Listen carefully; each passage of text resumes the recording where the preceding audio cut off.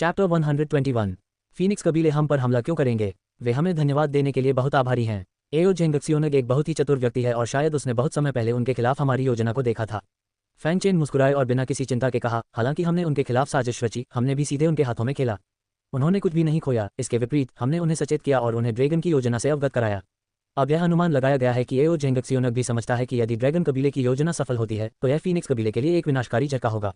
वे पहले नहीं जानते थे, लेकिन अब जब वे जानते हैं तो उनके पास इसे रोकने का अवसर है। क्या आपको नहीं लगता कि उन्हें हमें धन्यवाद देना चाहिए? ये सुनकर हुआ मिंगयिंग को आखिरकार एहसास हुआ कि क्या हो रहा था। फैंग चेन फीनिक्स कबीले के खिलाफ साजिश रच रहा हो सकता है, लेकिन वह वास्तव में उन्हें चेतावनी दे रहा है। यहाँ तक कि अगर फीनिक्स कबीला हिम कबीले और सर्प कबीले को लक्षित नहीं करता है तो वे निश्चित रूप से ड्रैगन कबीले की योजना सफल होने के बाद फीनिक्स कबीले को लक्षित करेंगे। फैंग चेन द्वारा एओ जेंगक्सियोनग को यह खबर देने को दूसरे पक्ष को परिणाम बदलने का मौका देने के रूप में देखा जा सकता है। एओ जेंगक्सियोनग के कार्यों ने न केवल सांप कबीले का सफाया कर दिया, बल्कि ड्रैगन कबीले की योजनाओं को भी विफल कर दिया। महाराज, अगर ऐसा है तो हम ड्रैगन कबीले को हराने के लिए फीनिक्स कबीले के साथ सेना में शामिल क्यों नहीं होते?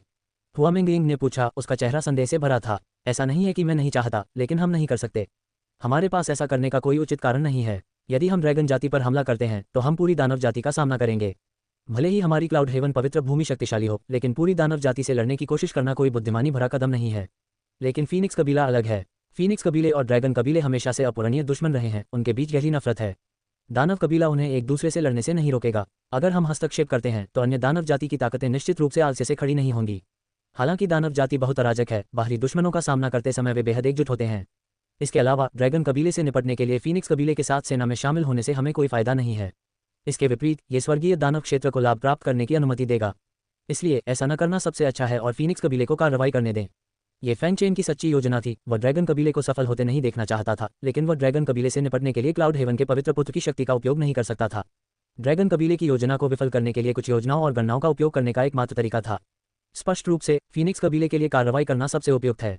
महामहिम वास्तव में शानदार हैं। उन्होंने उन लोगों को पूरी तरह से मूर्ख बनाया है। ये जानते हुए भी कि उनके खिलाफ साजिश रची जा रही है, वे इसके खिलाफ साजिश रचने को तैयार हैं। अगर एओ जेंगक्सियोनग को पता होता कि आप ही थे जिन्होंने ये सब रचा था तो मुझे आश्चर्य है कि उसकी अभिव्यक्ति क्या होगी। हुआ मिंगयिंग बेहद चौंक गई और साथ ही उसने फैंग चेन को प्रशंसा की दृष्टि से देखा। फैंग चेन की योजना ने मानव और दानव दोनों जातियों को ध्यान में रखा था, विशेष रूप से फीनिक्स और ड्रैगन दौड़ के बीच संघर्ष, जबकि वे तटस्थ रह सकते थे। ऐसी योजना बस आश्चर्यजनक थी। फैंग चेन के खिलाफ जाना पूरी तरह से आपदा होगी। वैसे महाराज, क्या फीनिक्स कबीले के लिए सफल होना वास्तव में संभव है? हुआ मिंगयिंग ने उत्सुकता से पूछा। मुझे कैसे पता चलेगा? यदि एओ जेंगक्सियोनग के पास पर्याप्त साधन है और वह पूरी तरह से बाहर निकल जाता है तो ड्रैगन कबीले को भी इससे निपटने में कठिनाई होगी। हालांकि अगर वह ऐसा करता है तो फीनिक्स कबीले को निश्चित रूप से ताकत का एक बड़ा नुकसान होगा।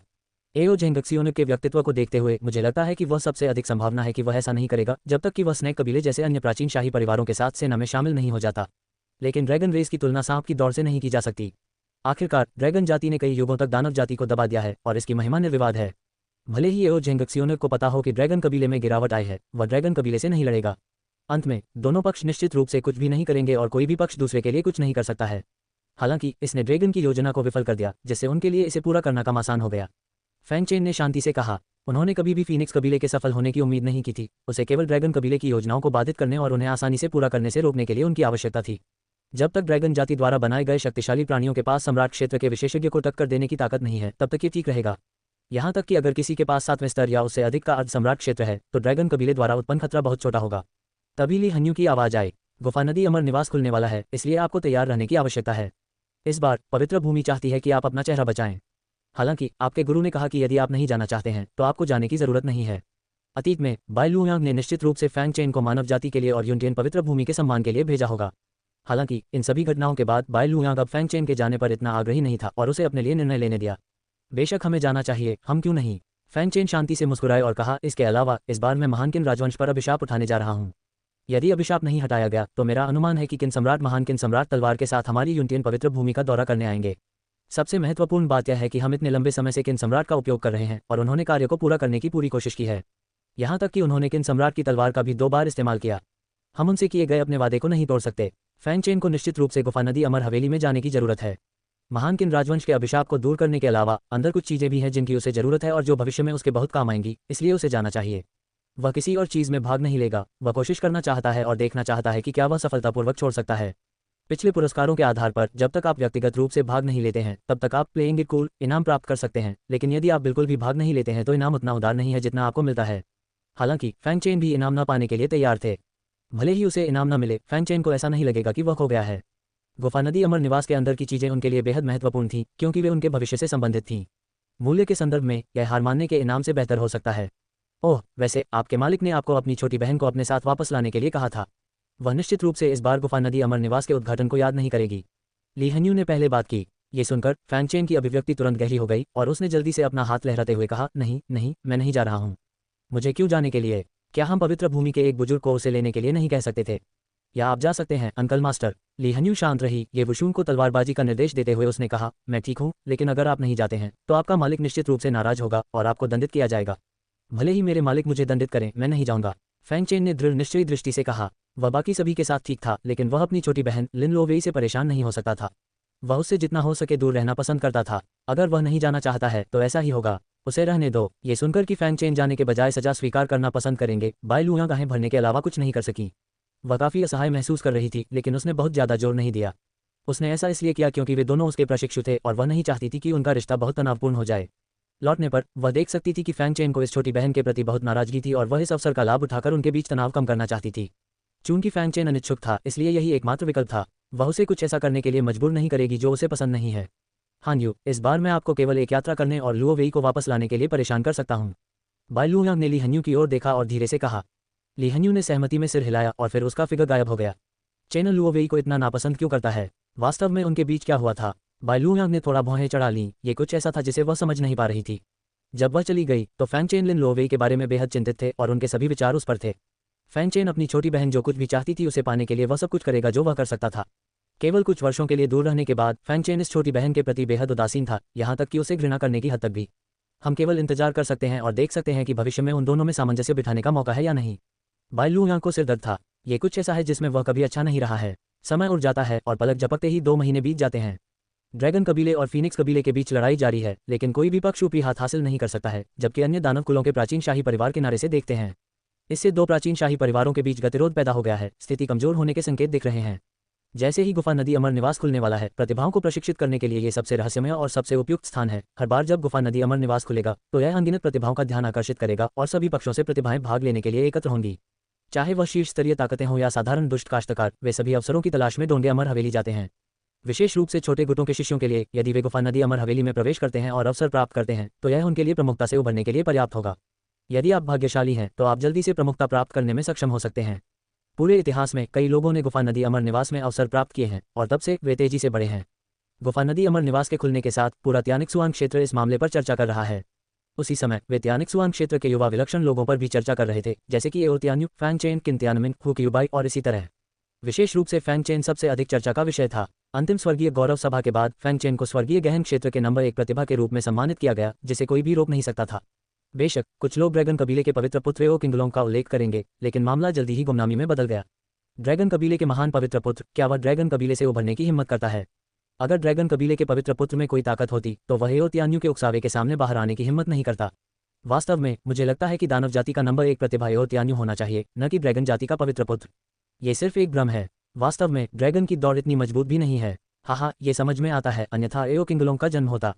ये हमारी मानव जाति के लिए अपना सिर ऊंचा रखने का भी समय है। पिछली बार हमारी मानव जाति को बड़ी हार का सामना करना पड़ा था और इस बार हम निश्चित रूप से अपना सम्मान वापस पा लेंगे। बादल स्वर्ग के पवित्र पुत्र फैंग चेन के साथ यहाँ मानव जाति निश्चित रूप से विजयी होगी। इस बार हम इंसान निश्चित रूप से अपना सिर ऊंचा रख पाएंगे। इसी तरह की कई चर्चाएं हैं। पिछली बार जब एओ तियान्यू हार गया था तो इसने सभी को चौंका दिया था। बादल स्वर्ग का पवित्र पुत्र, ये समय निश्चित रूप से मेरे चमकने का क्षण होगा। एक सराय में सभी की चर्चा सुनकर जियो युनटिंग ने उपहास किया। उसका ठंडा चेहरा ठंड की परत से ढका हुआ लग रहा था और उसकी आभा ने उसके आसपास के सभी लोगों को अपनी दूरी बनाए रखने के लिए मजबूर कर दिया। जियो युनटिंग अब एक पूर्ण परिवर्तन से गुजर चुका है, जिसमें स्वर्ग सहायक राक्षसी कला की शक्ति है, जिसने उसकी खेती को छलांग और सीमा से आगे बढ़ने की अनुमति दी है। मेरे शिष्य, आपको अभी भी सावधान रहने की जरूरत है। आप अभी ज्ञानोदय क्षेत्र के केवल 6ठे स्तर पर हैं, इसलिए आपके लिए फैंग चेन को हराना मुश्किल होगा। इसके अलावा आपको अपनी स्वर्ग सहायक दानव कला का अभ्यास करने से पहले थोड़ी देर आराम करने की आवश्यकता है, अन्यथा आपको प्रतिक्रिया का सामना करना पड़ेगा। बूढ़े को बहुत थकान महसूस हुई। हुआमेंगिंग के हाथों अपनी हार के बाद से जियो युनटिंग जुनूनी हो गया है। हुआमेंगिंग और फैंग चेन को हराने के लिए स्वर्ग सहायक दानव कला की खेती कर रहा है, जबकि यह विधि बहुत प्रभावी थी और इसने उनकी साधना में काफी सुधार किया। शक्तिशाली व्यक्तियों के सार को अवशोषित करने की अत्यधिक आवृत्ति, इस तथ्य के साथ कि उन्होंने दूसरों के सार को अवशोषित करना शुरू करने से पहले इसे पूरी तरह से पचा नहीं पाया था, जिसके परिणामस्वरूप जियो युनटिंग की आध्यात्मिक शक्ति बेहद मिश्रित हो गई। यदि जियो युनटिंग इसी तरह जारी रहता है तो उसे निश्चित रूप से प्रतिक्रिया का सामना करना पड़ेगा। ये जानकर एल्डरमिंग जियो यूनटिंग को मनाने की कोशिश करता रहा। मास्टर, मुझे ये पता है, लेकिन मैं वास्तव में फैंग चेन को हराना चाहता हूँ, इसलिए यही एकमात्र तरीका है। मैं कभी नहीं रुकूंगा, जियो यूनटिंग ने उदास भाव से कहा। वह ये सब कैसे नहीं जान सकता था। सपने जैसी आकृति द्वारा कुचलने और अपमानित होने के विचार ने उसे तुरंत पागल कर दिया। यह विचार की हुआ मेंगिंग फैंग चेन से बहुत कमतर थी, जियो यूनटिंग को और भी पागल कर दिया। मेरे शिष्य, आपको इसे धीरे धीरे लेना चाहिए। अब जब आपने स्वर्ग सहायक दानव कला की खेती कर ली है, तो आप देर सबेर फैंग चेन से आगे निकल जाएंगे। अभी आपको बस इसे एक समय में एक कदम उठाने और एक ठोस नींव रखने की जरूरत है। अपनी स्थिर और व्यवस्थित खेती के साथ आप निश्चित रूप से 100 साल से भी कम समय में फैंग चेन से आगे निकल जाएंगे। यदि आप त्वरित परिणामों के लिए अधीर हैं और अपने कौशल में तेजी से सुधार करना चाहते हैं, तो आप निश्चित रूप से समस्याओं में भाग लेंगे। इसके अलावा आप हाल ही में बहुत सारे कदम उठा रहे हैं, जिसने पहले ही कुछ ताकतों का ध्यान आकर्षित किया है। यदि यह जारी रहता है, तो यह बहुत संभावना है कि कोई आपके रहस्यों की खोज करेगा और फिर आप दुनिया के दुश्मन होंगे, त्यानिक्सुआन दायरे में जीवित रहने में असमर्थ होंगे। बूढ़े ने उसे ईमानदारी से सलाह दी। जियो यूनटिंग की वर्तमान हरकतें वास्तव में उसे चिंतित कर रही हैं। अपनी ताकत में सुधार करने के लिए उन्होंने किसी भी आवश्यक साधन का सहारा लिया और कोई संयम नहीं दिखाया, जिसके कारण उन्हें खोजा गया। कुछ समय पहले उन्हें एक अन्य बल द्वारा खोजा गया था और उनका शिकार किया गया था। अगर वे समय रहते चकमा नहीं देते, तो वे भयंकर युद्ध में फंस जाते। मास्टर, मैं समझता हूँ, जियो यूनटिंग ने उदास चेहरे के साथ कहा। आप कुछ नहीं जानते, ये हमेशा एक ही लाइन है। क्या आपको लगता है कि मुझे मूर्ख बनाना आसान है? अंडरवर्ल्ड का बूढ़ा गुस्से में था। मैं वास्तव में जियो यूनटिंग को एक अच्छी डांट देना चाहता था, लेकिन जब उसने जियो यूनटिंग के पीछे जियो चोंगलू के बारे में सोचा, तो ओल्ड मैन मिंग तुरंत बाहर निकल गया। अगर वह जियो यूनटिंग के साथ संबंध पूरी तरह से तोड़ देता है, तो उसकी सारी उम्मीदें धराशायी हो जाएंगी। इसलिए उसे अभी भी अपने भौतिक शरीर को बहाल करने से पहले उसे धैर्यपूर्वक मनाना पड़ा। उसने पहले ही तय कर लिया था कि एक बार जब वह ठीक हो जाएगा, तो वह तुरंत जियो यूनटिंग के साथ संबंध तोड़ देगा और उनके बीच एक स्पष्ट रेखा खींचेगा। गुफा नदी अमर निवास खुलने से पहले आप दूसरों के सार को निगलने के लिए स्वर्ग सहायक दानव कला का उपयोग नहीं कर सकते। सबसे पहले आपको अपने शरीर के भीतर के सार को अपनी शक्ति में बदलना होगा। यदि आप ऐसा नहीं करते हैं और आपके शरीर में अभी भी अन्य लोगों का सार है, तो आप गुफा नदी अमर हवेली में अपनी पूरी ताकत लगाने में असमर्थ होंगे। यहाँ तक कि एक ही क्षेत्र की प्रतिभाओं का सामना करते समय भी आप उनके लिए एक मैच नहीं होंगे। एल्डरमिंग कुछ गुस्से में थे और बर्फीले स्वर में कहा। मास्टर, मैं समझता हूँ। एल्डरमिंग की बातें सुनकर जियो यूनटिंग को अचानक झटका लगा था। ये पहली बार था जब उसने अंडरवर्ल्ड के बूढ़े आदमी को उससे इस तरह के स्वर में बात करते हुए सुना था, और वह तुरंत डर गया। हालांकि वह ये भी जानता था कि एल्डरमिंग ने जो कहा वह सच था। यदि कोई अपने शरीर के भीतर के अशुद्ध सार को अपनी शक्ति में नहीं बदलता है, तो वह वास्तव में युद्ध में अपनी पूरी शक्ति का उपयोग करने में असमर्थ होगा और प्रतिक्रिया से पीड़ित होने की उच्च संभावना है। तभी आसपास के स्थान में एक लहर दिखाई दी और एक परिष्कृत अधेड़ उम्र का व्यक्ति पतली हवा से बाहर आया और जियो यूनटिंग के सामने बैठ गया। अधेड़ उम्र के आदमी को देखकर जियो यूनटिंग शांत और संयमित रहा, न तो उदासी और न ही खुशी दिखाया। मैं आखिरकार आपसे मिलने में कामयाब रहा और आप मुझे इस तरह देखते हैं, यह मुझे बहुत दुखी करता है। जियो चोंगलू ने मुस्कुराते हुए कहा। उसके चेहरे पर उदासी का कोई संकेत नहीं दिख रहा था। फिर जियो चोंगलू ने जियो यूनटिंग को ऊपर से नीचे देखा और मुस्कुराते हुए कहा, मुझे उम्मीद नहीं थी कि आप पहले ही ज्ञानोदय क्षेत्र के 6ठे स्तर तक पहुंच चुके होंगे। ऐसा लगता है कि आपने हाल ही में काफी प्रगति की है। स्वर्ग सहायक दानव कला का ध्यान देने योग्य प्रभाव है, लेकिन आपके शरीर में बहुत अधिक अशुद्धियां हैं। आप अगले समय के लिए अन्य लोगों के सार को निगलने के लिए स्वर्ग सहायक दानव कला का उपयोग नहीं कर सकते। जियो चोंगलू ने एक नज़र में जियो यूनटिंग के वास्तविक स्वभाव को देखा और उसने जो कहा वह मूल रूप से वही था जो एल्डरमिंग ने कहा था। आप यहाँ ये बातें कहने नहीं आए थे, है ना? जियो यूनटिंग ने भौहें सिकोड़ ली, कुछ अधीर हो गईं। सच्चाई जानने के बाद भी जियो यूनटिंग अभी भी जियो चोंगलू से नफरत करता था और उसे अपने पिता के रूप में नहीं मानता था। जियो चोंगलू ने बिल्कुल भी परवाह नहीं की और शांति से कहा, बेशक। क्या आप दुनिया के सबसे उत्कृष्ट प्रतिभाशाली बनना चाहते हैं? क्या आप तेजी से खेती करना चाहते हैं? यदि आप चाहें, तो स्वर्गीय गहन क्षेत्र की वे प्रतिभाएं आपके कदम बन जाएंगी। उदाहरण के लिए किन त्यानमिंग, एओ त्यान्यू, हुक्यूबाई और इसी तरह। आप उनके शरीर पर कदम रखेंगे और सबसे उत्कृष्ट कौतुक बन जाएंगे। ये सुनकर जियो यूनटिंग की पुतलियां तेजी से सिकुड़ गईं, उसका पूरा शरीर कांपने लगा और यहाँ तक कि उसकी सांसें भी तेज हो गईं। उसके लिए ये नाम एक कांटे की तरह थे जो उसके दिल में गहराई से समा गया था। साथ ही जियो चोंगलू के शब्दों ने भी उसके लिए एक घातक आकर्षण रखा। ये सभी लोग दुनिया में अद्वितीय प्रतिभाशाली हैं, उनकी प्रतिभा और युद्ध कौशल स्वाभाविक रूप से त्रुटिहीन है। यदि उनमें से एक को निगल लिया जा सकता है और पूरी तरह से अपने मूल में बदल दिया जा सकता है, तो वह भी इस दुनिया में एक अद्वितीय प्रतिभा बन जाएगा। आप अपनी सीढ़ी कौन बनना चाहते हैं? जियो यूनटिंग की प्रतिक्रिया देखकर जियो चोंगलू बहुत संतुष्ट हुआ और मुस्कुराते हुए पूछा। फैंग चेन, बादल स्वर्ग का पवित्र पुत्र। जियो यूनटिंग ने बिना किसी हिचकिचाहट के उत्तर दिया। अगर उनसे पूछा जाए कि वह इस दुनिया में किसे सबसे ज्यादा निगलना चाहते हैं, तो जियो यूनटिंग बिना किसी हिचकिचाहट के फैंग चेन को चुनेंगे। यदि वह फैंग चेन को खा सकता है, तो उसके पास न केवल फैंग चेन की प्रतिभा और युद्ध क्षमताएं होंगी, बल्कि वह क्लाउड हेवन पवित्र भूमि का पवित्र पुत्र भी बन जाएगा। एक बार जब फैंग चेन गिर जाता है, तो बादल स्वर्ग के पवित्र पुत्र का पद खाली हो जाएगा और अपनी प्रतिभा के साथ वह निश्चित रूप से बादल स्वर्ग का पवित्र पुत्र बन जाएगा। जैसा कि अपेक्षित था, आप पवित्र पुत्र यूतियान को बदलना चाहते हैं, लेकिन इस व्यक्ति से निपटना आसान नहीं है। आपको किसी और को ढूंढना चाहिए। जियो चोंगलू हंसे। क्या आपको लगता है कि मेरे साथ खिलवाड़ करना मजेदार है? जियो यूनटिंग का चेहरा काला पड़ गया। यदि आप ऐसा भी नहीं कर सकते, तो आपने ऐसा क्यों कहा? क्या ये सिर्फ उसके साथ खेलना नहीं है? तुम बूढ़े, बस तुम रुको। एक बार जब मैं मजबूत हो जाऊंगा तो आपको इसका पछतावा होगा। जियो यूनटिंग ने मन ही मन सोचा, मेरे पास आप पर चाल चलने का कोई कारण नहीं है। ये सिर्फ इतना है कि यू तियान शेंगजी फैंग चेन को मारना बेहद मुश्किल होगा और आसानी से आपको बेनकाब कर देगा। क्या आप अब क्लाउड हेवन पवित्र भूमि में नहीं रहना चाहते हैं? क्या आप बादल स्वर्ग के पवित्र पुत्र नहीं बनना चाहते हैं? जियो चोंगलू ने एक सवाल के साथ जवाब दिया। ऐसा नहीं था कि वह फैंग चेन को मारना नहीं चाहता था, बल्कि वह समझ गया था कि यह असंभव था। क्लाउड हेवन पवित्र भूमि के पवित्र पुत्र के रूप में फैंग चेन के पास कोल्ड मून स्वॉर्ड इमोर्टल ली हन्यू भी है। ली हन्यू अब शापित नहीं है, वह अपने चरम पर हन्यू तलवार अमर है। सबसे महत्वपूर्ण बात यह है कि एक बार फैंग चेन एक कदम उठाएंगे तो क्लाउड हेवन पवित्र भूमि के लोग तुरंत आ जाएंगे और उन्हें क्लाउड हेवन होली लैंड के हमले का भी सामना करना पड़ेगा। चूंकि स्वर्गीय दानव संप्रदाय वर्तमान में क्लाउड हेवन पवित्र भूमि के साथ संघर्ष करने में असमर्थ है, इसलिए जियो चोंगलू ने कभी भी फैंग चेन को नुकसान पहुंचाने का इरादा नहीं किया था, क्योंकि यह बिल्कुल सार्थक नहीं है और इसे हासिल करना भी बहुत मुश्किल है। तो मुझे बताओ, यू तियान शेंगजी फैंग चेन के अलावा मैं और किसे चुन सकता हूँ? मुझे मत बताओ कि कोई भी नहीं है जिसे मैं चुन सकता हूँ। जियो यूनटिंग ने असंतुष्ट नज़र से कहा। उसे डर था कि वह जिस व्यक्ति को नापसंद करता था वह उस पर चाल चल रहा था। नहीं, एओ तियान्यू और यू तियान शेंगजी के अलावा आप किसी और को चुन सकते हैं। यहाँ तक कि महान किन राजवंश से किन तियानमिंग भी ठीक रहेगा, यह सब आपकी पसंद पर निर्भर करता है। जियो चोंगलू ने शांति से कहा। वह अपने बेटे जियो यूनटिंग की बहुत परवाह करता था। जियो यूनटिंग को अपनी ताकत में तेजी से सुधार करने में मदद करने के लिए उन्होंने इन शक्तिशाली ताकतों के पवित्र पुत्रों को निशाना बनाने में कोई कसर नहीं छोड़ी। आपको ये समझना चाहिए कि यदि वह ऐसा करता है तो उसे इन शक्तिशाली ताकतों से सबसे गहरी नफरत होगी और उनसे भारी प्रहार करना पड़ेगा। बेशक उसे इनमें से किसी की भी परवाह नहीं थी। सच कहूं तो जियो यूनटिंग के लिए कुछ समय के लिए चुनाव करना मुश्किल हो गया। एओ तियान्यू और फैंग चेन युवा पीढ़ी के बीच दो सबसे मजबूत प्रतिभाशाली हैं। यदि जियो यूनटिंग इन दो लोगों के सार को खा सकता है तो वह स्वर्ग तक उड़ सकता है। अन्य बहुत कमजोर थे। उदाहरण के लिए मानव पक्ष में महान किन राजवंश के किन तियानमिंग और नौ यांग सन जू जियांग। राक्षस जाति के बीच प्राचीन शाही परिवार की विलक्षण प्रतिभाओं की उबाई भी हैं, जो विशाल ईगल कबीले के पवित्र पुत्र हैं। और इसी तरह ये विलक्षण लोग हमेशा फैंग चेन और एओ तियान्यू से एक स्तर नीचे थे। एक क्षण रुकिए, मानव जाति में 3 महान विलक्षण प्रतिभाएं हैं। क्लाउड हेवन पवित्र भूमि से फैंग चेन, महान किन राजवंश से किन तियानमिंग और कन्फ्यूशियस परिवार के पवित्र पुत्र।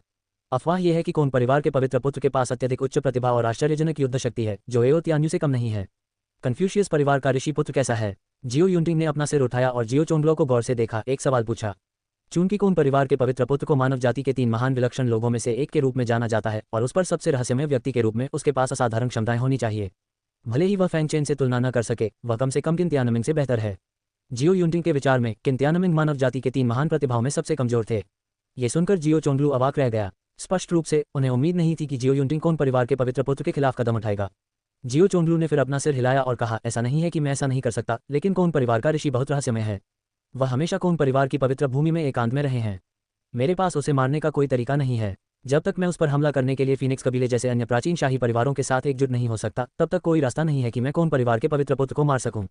बेशक अगर वह जीवित होता तो हमारे पास एक मौका होता, लेकिन हमने कन्फ्यूशियस के ऋषि के जीवित होने के बारे में कभी नहीं सुना है। तो आपको किसी और को चुनना चाहिए। कौन परिवार के इस पवित्र पुत्र को मारना आसान नहीं है। कन्फ्यूशियस परिवार का ये पवित्र पुत्र कन्फ्यूशियस परिवार की पवित्र भूमि में रह रहा है और बाहर नहीं आया है, इसलिए स्वर्गीय दानव संप्रदाय भी इसके बारे में कुछ नहीं कर सकता है। हम कन्फ्यूशियस के पवित्र मैदानों पर बिल्कुल तूफान नहीं ला सकते और कन्फ्यूशियस के पवित्र पुत्र को मार नहीं सकते। क्या हम कर सकते हैं? उस स्थिति में उनके स्वर्गीय दानव संप्रदाय को जो कीमत चुकानी पड़ेगी वह बहुत बड़ी होगी। इसके अलावा किसी और की पवित्र भूमि में आप कन्फ्यूशियस परिवार के पवित्र पुत्र को मारने में सक्षम नहीं हो सकते हैं। फिर किन तियानमिंग के अलावा कोई दूसरा विकल्प नहीं है। जियो यूनटिंग ने कुछ अधीरता से कहा। उन्होंने कहा कि वह किसी को भी कह सकते हैं, लेकिन वास्तव में वह किसी को नहीं कह सकते थे, जिससे वह नाराज हो गए। मानव जाति के 3 विलक्षण लोगों के पास किन तियानमिंग को चुनने के अलावा कोई विकल्प नहीं था। अच्छा, जियो चोंगलू ने जियो यूनटिंग को एक टोकन दिया और कहा, आप अभी भी यू तियान शेंगजी को मारने में सक्षम हो सकते हैं। डोंगहे अमर हवेली में प्रवेश करने के बाद कोई आपके साथ सहयोग करेगा। यदि आप बादल स्वर्ग के पवित्र पुत्र को मारने के लिए उनके साथ सेना में शामिल हो सकते हैं तो आपने अपना लक्ष्य हासिल कर लिया होगा। अगर कोई और मौका नहीं है तो चलो किन तियानमिंग को मार डालें। यदि आप किन तियानमिंग को मारने में विफल रहते हैं तो मैं व्यक्तिगत रूप से कार्रवाई करूंगा और डोंगहे अमर हवेली छोड़ने के बाद आपको उसका सार निगलने दूंगा। आप फैंग चेन को मार सकते हैं या नहीं, यह आपकी किस्मत पर निर्भर करता है, लेकिन आप किन तियानमिंग को मारने के लिए बिल्कुल निश्चित हो सकते हैं। मैं आपको इसका आश्वासन दे सकता हूँ, जियो चोंगलू ने शांति से कहा। जियो चोंगलू को इस पर पूरा भरोसा था। जब तक ये क्लाउड हेवन पवित्र भूमि जैसी प्रमुख शक्ति नहीं थी, तब तक वह सफलता के बारे में पूरी तरह से निश्चित था। वह सामान्य ताकतों को भी खतरा नहीं मानते थे। मुझे आशा है कि आप अतिशयोक्ति नहीं कर रहे हैं। जियो यूनटिंग कोई बच्चा नहीं था। वह दूसरों की हर बात पर विश्वास नहीं करता था। जियो चोंगलो ने ऐसे बात की जैसे कि जीत सुनिश्चित थी, जैसे कि सब कुछ नियंत्रण में था, लेकिन वास्तव में यह अभी भी अनिश्चित था कि यह वास्तव में सफल होगा या नहीं। अतीत में जियो यूनटिंग ने कभी इस पर विश्वास नहीं किया होगा और एक और शब्द कहे बिना मुड़कर चला गया होगा। हालांकि फैंग चेन की पहचान और ताकत को देखते हुए किन तियानमिंग की प्रतिभा के साथ मिलकर जियो यूनटिंग के पास जोखिम लेने के अलावा कोई विकल्प नहीं था। भले ही किन तियानमिंग की प्रतिभा फैंग चेन जितनी अच्छी न हो, फिर भी वह मानव जाति की 3 महान प्रतिभाओं में से एक है। उनकी प्रतिभा निश्चित रूप से सामान्य प्रतिभाओं से ऊपर है। इसलिए जियो यूनटिंग एक बार जियो चोंगलू पर भरोसा करने को तैयार था। यदि वह किन तियानमिंग के सार को खा सकता है तो उसकी ताकत और प्रतिभा में काफी वृद्धि होगी। वह भविष्य में और अधिक प्रतिभाओं को खा सकता है और एक दिन फैंग चेन से आगे निकल सकता है या उसे अपने पैरों के नीचे कुचल भी सकता है। तुम मेरे इकलौते बेटे हो, मैं आपकी ताकत में सुधार करने में आपकी मदद करने की पूरी कोशिश करूंगा। मुझे उम्मीद है कि आप अपने पिता को निराश नहीं करेंगे, जियो चोंगलो ने अर्थपूर्ण ढंग से कहा। फिर उसका फिगर धुंधला हो गया और हवा में गायब हो गया। जियो चोंगलो के जाने के बाद सब कुछ सामान्य हो गया। जियो चोंगलो फिर से यहाँ है। एल्डर मिंग ने उस शक्ति को महसूस किया और सावधानी से पूछा, अच्छा, वह किन तियानमिंग को मारने और उसके सार को निगलने में मेरी मदद करना चाहता है? जियो यूनटिंग ने शांति से कहा, किन तियानमिंग को मारने में आपकी मदद करें? एल्डर मिंग स्पष्ट रूप से हिल गया और अविश्वास में कहा, किन तियानमिंग मानव जाति की 3 महान प्रतिभाओं में से एक हैं। भले ही उसकी प्रतिभा और ताकत फैंग चेन जितनी अच्छी न हो, फिर भी वह पूरे त्यानिक्सुआन दायरे में एक शीर्ष प्रतिभा है। यदि जियो यूनटिंग इसकी उत्पत्ति को खा सकता है तो वह निश्चित रूप से महान ऊंचाइयों तक पहुंच जाएगा और उसकी प्रतिभा और ताकत शीर्ष प्रतिभाओं की श्रेणी तक पहुंच जाएगी। हालांकि एल्डर मिंग को लगा कि यह कुछ हद तक अनुचित था। जियो चोंगलू ने किन तियानमिंग को मारने में आपकी मदद की, जो आपके लिए काफी अच्छा है, लेकिन क्या आपने परिणामों के बारे में सोचा है? किन तियानमिंग को मारने से महान किन राजवंश का किन सम्राट क्रोधित हो जाएगा और पूरा महान किन राजवंश आपका शिकार करेगा। इसके अलावा आपकी पहचान बहुत अच्छी तरह से उजागर हो सकती है। मुझे पता है कि आप ये कहने के बारे में सोच रहे हैं कि आप अपनी उपस्थिति को छुपाएंगे और दूसरों को आपको खोजने नहीं देंगे। फिर भी यह असंभव नहीं है कि लोगों को पता चलेगा कि उन शक्तिशाली ताकतों के पास दुनिया भर में जासूस हैं, खासकर घोस्ट पैलेस के अस्तित्व के साथ, जो बहुत अच्छी तरह से सब कुछ उजागर कर सकता है। किन तियानमिंग की मृत्यु के बाद किन सम्राट निश्चित रूप से हत्यारे को खोजने और फिर उसे मारने में कोई कसर नहीं छोड़ेगा। जियो चोंगलू डर नहीं सकता है, लेकिन आप खतरे में हैं। एक बार जब आपकी पहचान उजागर हो जाती है तो आपको पूरे किन राजवंश की खोज का सामना करना पड़ेगा। इस बात की कोई गारंटी नहीं है कि किन तियानमिंग को मारना सफल होगा। हालांकि जियो चोंगलो शक्तिशाली है, किन तियानमिंग की पहचान सरल नहीं है।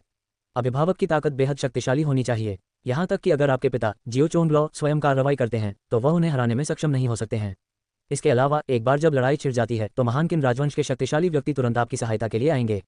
उस समय आप न केवल किन तियानमिंग का सार प्राप्त करने में विफल रहेंगे, बल्कि आप खुद को भी उजागर करेंगे।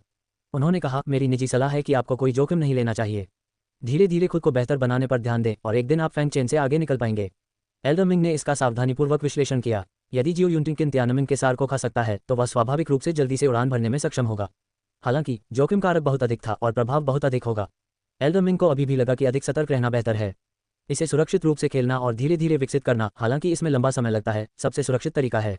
जब आप एक शीर्ष विशेषज्ञ बन जाते हैं, भले ही किसी को पता चले कि आपने स्वर्ग सहायक दानव कला की खेती की है, तो वे आपके साथ कुछ भी करने में असमर्थ होंगे। मास्टर, मैं आपकी चिंताओं को जानता हूं, लेकिन किन तियानमिंग मेरे लिए बहुत महत्वपूर्ण है। अगर मैं उसके सार को खा सकता हूं तो मेरे और फैंग चेन के बीच की खाई तेजी से कम हो जाएगी। इसके अलावा यदि आप जोखिम नहीं लेते हैं तो आपको कभी भी एक महान अवसर नहीं मिलेगा। इस बार गुफा नदी अमर हवेली के उद्घाटन की तरह इसमें प्रवेश करने में स्वाभाविक रूप से खतरे हैं, लेकिन अनगिनत प्रतिभाएं अभी भी इसमें आती हैं। जोखिम उठाए बिना दुनिया के शीर्ष विशेषज्ञों में से एक बनना मुश्किल है। इसके अलावा मेरा लक्ष्य अभी भी फैंग चेन को अपने पैरों के नीचे रौंदना है, और ऐसी कई चीजें हैं जिनके लिए मुझे जोखिम उठाना पड़ता है। जियो यूनटिंग ने एल्डर मिंग की चिंताओं को समझा, लेकिन वह बस नहीं सुनता था। उनके विचार में, हालांकि यह थोड़ा जोखिम भरा था, पुरस्कार बहुत बड़े होंगे। यदि वह किन तियानमिंग के सार को निगल सकता है तो वह मानव जाति के 3 महान प्रतिभाओं में से एक भी बन सकता है और किन तियानमिंग की स्थिति की जगह ले सकता है। मास्टर, आप अक्सर मुझे अवसरों का लाभ उठाने के लिए कहते हैं। अब जब एक अवसर मेरे सामने है तो मुझे इसे जब्त करना चाहिए। अगर मैं इसे याद करता हूं तो मुझे जीवन भर इसका पछतावा हो सकता है। इसके अलावा स्वर्गीय दानव कला को विकसित करना स्वाभाविक रूप से दुनिया का दुश्मन होने के बारे में है। ये सिर्फ प्रक्रिया को थोड़ा आगे बढ़ाने की बात है। एक मजबूत दिल और दुनिया के खिलाफ लड़ने की इच्छा के बिना कोई सर्वोच्च मार्ग कैसे प्राप्त कर सकता है? जियो यूनटिंग ने बड़े जोश और जोश के साथ बात की। जब जियो चोंगलू ने उसकी मदद करने की पेशकश की तो जियो यूनटिंग ने पहले ही अपनी पसंद बना ली थी, इसलिए स्वाभाविक रूप से वह एल्डर मिंग की राय नहीं सुनेगा। ऐसा अवसर कुछ ऐसा था जिसे वह सख्त चाहता था, इसलिए स्वाभाविक रूप से वह इसे नहीं छोड़ेगा। अगर वह ऐसा अवसर चूक गया तो उसे जीवन भर पछताना पड़ेगा। ठीक है, आप अपने लिए निर्णय ले सकते हैं। एल्डर मिंग ने आह भरी, उसकी अभिव्यक्ति जटिल थी। जियो यूनटिंग के शब्द समझ में आते हैं। महान अवसर प्राप्त करने के लिए स्वाभाविक रूप से जोखिम लेने की आवश्यकता होती है। इस बार गुफा नदी अमर निवास के खुलने की तरह इसमें बहुत से लोग अनिवार्य रूप से अपनी जान गंवा देंगे, लेकिन अनगिनत लोग अभी भी इसमें आते हैं, जो एक ही सिद्धांत है। कभी कभी खतरा और अवसर से अस्तित्व में होते हैं। इसके अलावा जियो चोंगलू इस बार जियो यूनटिंग की मदद करने जा रहा है, इसलिए जियो यूनटिंग के लिए जुआ खेलना सामान्य है। क्योंकि वह ये समझता था, एल्डर मिंग ने जियो यूनटिंग को और मनाने की कोशिश नहीं की, क्योंकि वह अपने दिल में जानता था कि जियो यूनटिंग ने पहले ही अपना निर्णय ले लिया था और कोई भी निर्णय उसके मन को नहीं बदलेगा। शायद उसे बदलने पर विचार करने का समय आ गया है। बूढ़े ने मन ही मन सोचा, जियो यूनटिंग बहुत खतरनाक है। वह या तो लोगों को उकसा रहा है या लोगों को उकसा रहा है, और जिन लोगों को वह उकसाता है वे सभी असाधारण हैं। एल्डर मिंग चिंतित थे कि एक दिन जियो यूनटिंग उन्हें अपनी मौत के घाट उतार देंगे, इसलिए ऐसा होने से रोकने के लिए एल्डर मिंग को अपने तरीके पर विचार करना पड़ा। वह वास्तव में जियो यूनटिंग के साथ नहीं रहना चाहता था। एक साथ रहने का परिणाम लगभग अनुमानित था। किन तियानमिंग के खिलाफ अपना कदम उठाने के बाद एल्डर मिंग उस स्थिति का पूर्वाभास कर सकते थे जिसका जियो यूनटिंग को सामना करना पड़ेगा। यदि यह एक साधारण शक्ति होती तो ये ठीक होता, लेकिन ये किन राजवंश है।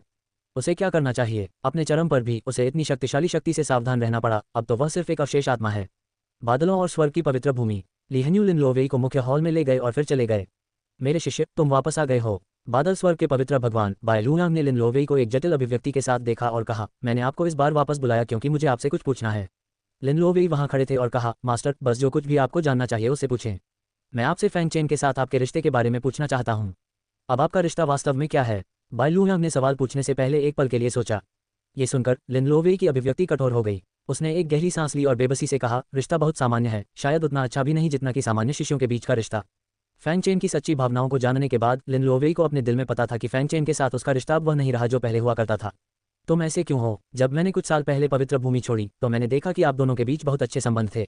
बाय लुयांग ने भौहें चढ़ा दी। वह सच्चाई जानना चाहती थी। उसके पास केवल 2 प्रशिक्षु हैं, वह अपने रिश्ते को इस तरह से नहीं बनने दे सकती। मास्टर, यह मेरे बड़े भाई की गलती नहीं है, ये सब मेरी गलती है। मेरा बड़ा भाई एक बार हमारे लिन परिवार के पास से गुजरा और मुझे बचाया। मैंने गलती से सोचा था कि मेरे बड़े भाई ने हमारे लिन परिवार को नष्ट कर दिया था और मैंने हमेशा अपने बड़े भाई को दुश्मन माना है जिसने हमारे कबीले का सफाया कर दिया था। मेरे बड़े भाई को पता चलने के बाद उसने मुझसे पूरी तरह से संबंध तोड़ दिए। लिन लोवेई ने ईमानदारी से बात की। उसने कुछ भी नहीं छिपाया या कुछ भी अलंकृत नहीं किया, उसने सच को वैसा ही बताया जैसा वह था। ये सुनकर बादल स्वर्ग के पवित्र भगवान भी चौंक गए। उसे उम्मीद नहीं थी कि उन दोनों के पास ऐसी बात होगी। स्थिति के बारे में जानने के बाद बाय लुयांग को नहीं पता था कि क्या कहना है। लिन लोवेई वास्तव में इस मामले में गलत थे, तो इसीलिए आप फैंग चेन को नजरअंदाज करते थे। बाय लुयांग ने खुद से बुदबुदाया। उसे पहले कुछ संदेह था। फैंग चेन हर पहलू में बेहद उत्कृष्ट थे और यूनटियन पवित्र भूमि के पवित्र पुत्र थे, इसलिए एक भी दोष नहीं पाया जा सकता था। हालांकि लिन लोवेई ने इस बड़े भाई को नजरअंदाज कर दिया, इसलिए उसने गलती से सोचा कि फैंग चेन उसका दुश्मन है। इसमें कोई आश्चर्य की बात नहीं है कि फैंग चेन ने लिन लोवेई के साथ संबंध पूरी तरह से तोड़ दिए। वह स्पष्ट रूप से गहरी चोट लगी थी। मास्टर, ये सब मेरी गलती है। मैंने दुश्मनी के साथ दयालुता का बदला लिया है। मैं भविष्य में इसे अपने बड़े भाई के लिए बनाऊंगा। लिन लोवेई ने अपना सिर नीचे करके कहा। वह जानती थी कि वह बहुत दूर चली गई है। उन्होंने कहा, इस दौरान अपने बड़े भाई के साथ ज्यादा संपर्क न रखें।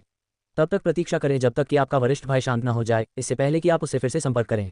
बाय लुयांग ने अपना हाथ लहराया और कहा। उसने सोचा कि यह सिर्फ एक साधारण गलतफहमी थी, लेकिन उसे उम्मीद नहीं थी कि यह इतना बड़ा होगा। अगर यह वह होता तो शायद वह फैंग चेन की तरह ही महसूस करता। हाँ मास्टर, लिन लोवेई ने सिर हिलाया। गुफा नदी अमर निवास खुलने वाला है। वापस जाओ और तैयारी करो। मुझे आशा है कि आप गुफा नदी अमर निवास की इस यात्रा से कुछ हासिल करेंगे। ये वही है जो बादलों के पवित्र प्रभु बाय लुयांग ने कहा था। हाँ मास्टर, लिन लोवेई ने सम्मानपूर्वक कहा और फिर मुख्य हॉल से हट गए। लिहन्यू फिर आगे बढ़े और शांति से पूछा, आप इस बारे में क्या करने जा रहे हैं? हम इसे विकसित होने देने के अलावा और क्या कर सकते हैं? चेन लुओवेई को माफ करेगा या नहीं, ये खुद लुओवेई पर निर्भर है। हमें इस मामले में हस्तक्षेप नहीं करना चाहिए। बाय लुयांग ने आह भरी। यह उन दोनों के बीच का मामला है और भले ही वह उनकी स्वामी हो, उसके लिए हस्तक्षेप करना उचित नहीं है। विशेष रूप से फैंग चेन के लिए। अगर वह हस्तक्षेप करती है तो फैंग चेन निश्चित रूप से असहज महसूस करेगी। इसके अलावा बादल स्वर्ग का पवित्र प्रभु इस मामले में शामिल होने के लिए तैयार नहीं था। भले ही वह लिन लोवेई पर प्यार करती थी, लेकिन वह अपने दिल में जानती थी कि लिन लोवेई पहले गलत थी। सीधे शब्दों में कहें तो वह आपकी उद्धार करता थी, लेकिन आपने दुश्मनी के साथ दयालुता का बदला चुकाया। यहाँ तक कि वह इसे बर्दाश्त नहीं कर पाएगी। लिन लोवेई की क्लाउड हेवन पवित्र भूमि पर वापसी ने ज्यादा ध्यान आकर्षित नहीं किया। फैंग चेन हमेशा की तरह होली स्पिरिट पीक पर रहे और इस दौरान वह एक इत्मीनान और लापरवाह जीवन जी रहे थे। हालांकि पिछले कुछ महीनों में उनकी साधना रिटर्निंग वर्ड दायरे के 9वें स्तर पर पहुंच गई है और वह संघ क्षेत्र से केवल एक कदम दूर है।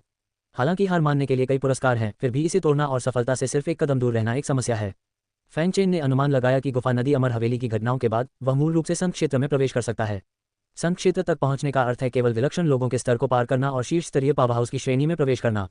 इस दिन क्लाउड हेवन पवित्र भूमि गुफा नदी अमर निवास की ओर जाने की तैयारी कर रही थी। पवित्र आत्मा शिखर पर ये वुशुंग हमेशा की तरह तलवारबाजी का अभ्यास कर रहा था। उसका छोटा फिगर अपने हाथ में लंबी तलवार चलाने के लिए संघर्ष कर रहा था। हालांकि पहले की तुलना में उन्होंने एक निश्चित स्वभाव दिखाते हुए अधिक शक्ति और स्वभाव के साथ लंबी तलवार चलाई। कई महीनों की साधना के बाद उसकी साधना का स्तर भी कई गुना बढ़ गया है और अब वह दूसरे क्षेत्र स्पिरिट ओरिजिन दायरे के 7वें स्तर में प्रवेश कर चुकी है। कुछ ही महीनों में वह एक साधारण व्यक्ति से दूसरे क्षेत्र स्पिरिट ओरिजिन दायरे के 7वें स्तर पर चला गया। उनकी साधना की गति अविश्वसनीय रूप से तेज थी। भाई फैंग चेन, क्या आप और सिस्टर मेंगरिंग पवित्र आत्मा शिखर को छोड़ रहे हैं? फैंग चेन और हुआ मेंगरिंग को अपना सामान पैक करते देखकर ये वुशुंग ने अपनी लंबी तलवार नीचे रखी और पूछा, हाँ, हमें थोड़ी देर के लिए जाने की जरूरत है। हुआ मेंगरिंग ने जो कर रही थी उसे रोक दिया, प्यार से ये वुशुंग के सिर को थपथपाया और मुस्कुराते हुए कहा, आपको घर पर अपने तलवार कौशल का लगन से अभ्यास करना चाहिए। ठीक है सिस्टर मेंगरिंग, चिंता मत करो। जब तक आप वापस आएंगे मैं निश्चित रूप से तीसरे क्षेत्र दिव्य सागर क्षेत्र में प्रवेश कर चुका होगा। ये वुशुंग ने अत्यंत गंभीरता के साथ कहा। ठीक है, बेशक मुझे आप पर विश्वास है। हुआ मेंगरिंग ने एक बिंदास अभिव्यक्ति के साथ कहा। वुशुंग, इस बार हमारे साथ आओ। फैंग चेन को अचानक याद आया कि डोंगहे अमर हवेली में एक उत्कृष्ट तलवारबाजी विरासत थी जो ये वुशुंग के लिए बहुत उपयुक्त थी। मूल कार्य में तलवारबाजी की यह विरासत एक तलवार संप्रदाय के एक शिष्य द्वारा प्राप्त की गई थी, जिसने उसे बाद में तलवारबाजी मास्टर बनने में सक्षम बनाया। अब जब वह इस अवसर के बारे में जानता है तो वह स्वाभाविक रूप से ये वुशुंग को इसे प्राप्त करने में मदद करेगा। ये वुशुंग के पास मूल रूप से पियरलेस स्वॉर्ड हॉट काया थी, इसलिए ये तलवार विरासत उसके लिए दर्जी लग रही थी। भाई फैंग चेन, क्या ये ठीक है? अगर वह आपके साथ जाती है तो क्या वुशुंग बाधा नहीं बनेगी? ये वुशुंग स्वाभाविक रूप से खुश होगी अगर वह फैंग चेन और हुआ मिंगलिंग के साथ जा सके, लेकिन ये सोचकर कि उसकी खेती कितनी कमजोर थी, वह जानती थी कि अगर वह चली गई तो वह निश्चित रूप से एक बोझ होगी, इसलिए वह जाना नहीं चाहती थी। अपने भाई फैंग चेन के साथ आप किस बात से डरते हैं? आपका भाई फैंग चेन सब कुछ दबा सकता है, इसलिए आपकी रक्षा करना स्वाभाविक रूप से केक का एक टुकड़ा है। फैंग चेन ने मुस्कुराते हुए कहा। वह डींग नहीं मार रहा था, उनकी वर्तमान ताकत के साथ वास्तव में बहुत कम है जो उनका प्रतिद्वंद्वी हो सकते हैं। ठीक है, तो मैं भाई फैंग चेन और बहन मेंगियन के साथ जाऊंगा। ये वुशुंग खुशी से उछल पड़ी, उसका दिल खुशी से भर गया। फैंग चेन शांति से मुस्कुराया और कुछ नहीं कहा। क्लाउड हेवन पवित्र भूमि के शिष्यों को ले जाने वाला एक अंतरिक्ष यान गुफा नदी अमर निवास की ओर बढ़ रहा है। इस बार टीम का नेतृत्व ग्रैंड एल्डर ने किया था। एल्डर, इस बार आपको टीम का नेतृत्व करते हुए देखना काफी दुर्लभ है। फैंग चेन हुआ मिंगिंग और अन्य लोगों को ग्रैंड एल्डर के पास ले गए और मुस्कुराते हुए कहा। हालांकि वह अन्य तरीकों से वहां पहुंच सकता था, फैंग चेन ऐसा करने के लिए बहुत आलसी था और इसकी कोई आवश्यकता नहीं थी। चूंकि यह घूमने के लिए परिवहन का एक साधन है, इसलिए उसे ये दिखावा करने की कोई आवश्यकता नहीं है कि कुछ भी गलत है। महाराज, कोई दूसरा रास्ता नहीं है। पवित्र प्रभु ने विशेष रूप से मुझे जाने के लिए कहा था, इसलिए मेरे पास जाने के अलावा कोई विकल्प नहीं है। ग्रैंड एल्डर ने असहाय भाव से कहा। वह मूल रूप से फिर से एकांत में जाने की योजना बना रहा था, लेकिन फिर बादल स्वर्ग के पवित्र भगवान ने उसे बुलाया और उसे गुफा नदी अमर हवेली में एक टीम का नेतृत्व करने के लिए कहा। चूंकि वह और तीसरा एल्डर 1000 से अधिक वर्षों से एकांत में थे और उन्होंने कुछ भी नहीं किया था, इसलिए उन्हें मना करने में वास्तव में शर्मिंदगी महसूस हुई। सबसे महत्वपूर्ण बात यह है कि पवित्र भगवान बाई लुयांग का उत्पीड़न है। शक्तिशाली और साधन संपन्न पवित्र भगवान का सामना करते हुए वह मना करने की हिम्मत कैसे कर सकता था? मैं अभी भी अपने एकांत को जारी रखने के बारे में सोच रहा हूँ। महाराज, इस बार लौटने के बाद आपको पवित्र प्रभु के साथ मेरे लिए एक अच्छा शब्द कहना चाहिए। मैं कुछ और समय के लिए अपना एकांत जारी रखना चाहता हूँ। मैं पहले ही दहलीज को छू चुका हूँ और मुझे लगता है कि मुझे तोड़ने में ज़्यादा समय नहीं लगेगा। पहले बुजुर्ग ने फैंग चेन को आशावादी निगाहों से देखा। वर्तमान में क्लाउड हेवन पवित्र भूमि में उन लोगों में से जो ली हन्यू के अलावा पवित्र भगवान के साथ बात कर सकते हैं केवल फैंग चेन है। हालांकि ली हन्यू ने उसे पूरी तरह से नजरअंदाज कर दिया, इसलिए ग्रैंड एल्डर केवल फैंग चेन से प्रार्थना कर सकता था। एल्डर, मैं आपकी भावनाओं को अच्छी तरह समझता हूँ। 1000 वर्षों तक एकांत में रहना वास्तव में उचित नहीं है, खासकर जब से आपने पिछली बार भी यही बात कही थी कि आप जल्द ही एकांत से बाहर आ जाएंगे, लेकिन आप 1000 से अधिक वर्षों तक एकांत में रहे। सच कहूं तो मैं पवित्र प्रभु के सामने आपके बारे में अच्छा नहीं बोल सकता। सबसे महत्वपूर्ण बात यह है कि आप जानते हैं कि मेरे गुरु अपने शब्द के व्यक्ति हैं। अगर वह ऐसा कहती है तो वह निश्चित रूप से ऐसा करेगी। इससे कोई फर्क नहीं पड़ता कि यह कौन कहता है। तो एल्डर, आपको बाहर और अधिक मामलों की देखरेख करना जारी रखना चाहिए और बाद में जब आपके पास समय हो तो एकांत में चले जाना चाहिए। फैंग चेन ने कंधे उचकाए, असहाय लग रहा था। बड़े ने आह भरी, असहाय लग रहा था। ऐसा लग रहा था कि उसने अपनी जान गंवा दी है, एक चलती फिरती लाश बन गई है। उसे खेती करने के लिए एकांत में जाने देने से बेहतर है कि उसे मार दिया जाए। ये कहा जाना चाहिए कि ग्रैंड एल्डर एक खेती के कट्टरपंथी थे। लोज पर्वत, जोंगजुओ की दिव्य भूमि में स्थित एक पर्वत श्रृंखला। ये पर्वत श्रृंखला कम आबादी वाली हुआ करती थी और यहाँ बहुत कम लोग आते थे, लेकिन अब ये लोगों से भरा हुआ है। कारण सरल है, गुफा नदी अमर निवास खुलने वाला है। वर्तमान में लोज पर्वत के ऊपर आसमान में हर तरफ से लोग इकट्ठा हुए हैं, जिनमें से कई प्रसिद्ध प्रतिभाशाली हैं। गुफा नदी अमर निवास के उद्घाटन ने स्वर्गीय गहन क्षेत्र की लगभग सभी प्रतिभाओं को आकर्षित किया।